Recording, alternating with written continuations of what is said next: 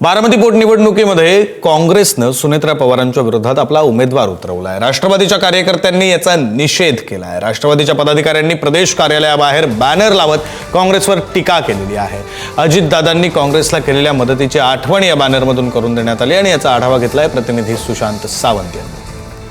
बारामती पोटनिवडणुकीचा अर्ज जो आहे तो आज भरला जाणार आहे। सुनेत्रा पवार अर्ज भरतायत, मात्र काँग्रेसने देखील या निवडणुकीत आपला उमेदवार उतरवलेला आहे। सगळ्या पक्षाने आवाहन केलं होतं की ही निवडणूक जी आहे ती बिनविरोध व्हावी, तरी देखील काँग्रेसने आपला उमेदवार मैदानात उतरवलेला आहे आणि याचमुळे कुठेतरी राष्ट्रवादीचे नाशिकचे पदाधिकारी आहेत रामराव पाटील चौधरी यांनी एक राष्ट्रवादी प्रदेश कार्यालयाबाहेर बॅनर लावला आणि या बॅनरमधून कुठेतरी काँग्रेसवर त्यांनी टीका केलेली आहे।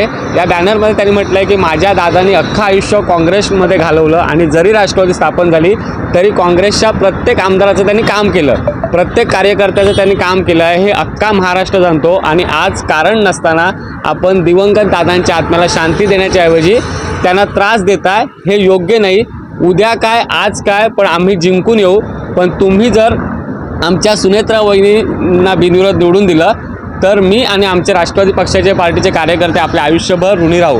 अर्थात काँग्रेसला हे खडे बोल जे आहेत ते सुनावलेले आहेत। अजितदादा यांच्या निवडणुकीनंतर ही जागा जी आहे ती रिक्त झाली होती आणि त्या जागेवर त्यांच्या पत्नी अर्थात राज्याचे उपमुख्यमंत्री सुनेत्रा पवार ह्या निवडणुकीच्या रिंगणात उतरलेल्या आहेत आणि ही निवडणूक जी आहे ती बिनविरोध व्हावी यासाठी सगळेच पक्ष प्रयत्न करत असताना काँग्रेसने मात्र आपला उमेदवार दिला आहे। मात्र आत्ता राष्ट्रवादीच्या काँग्रेसच्या कार्यालयाबाहेर राष्ट्रवादी समर्थकांनी सुनेत्रा वहिनी समर्थकांनी ते बॅनर लावलेले आहेत आणि काँग्रेसला एक जाणीव करून दिली आहे, आठवण करून दिली आहे की अजितदादांनी कशा पद्धतीने काँग्रेसच्या कार्यकर्त्याला मदत केली, काँग्रेस पक्षाला मदत केली।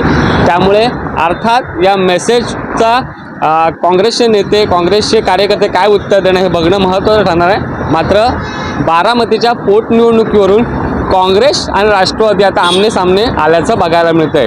सुशांत सावंत, पुढारी न्यूज, मुंबई।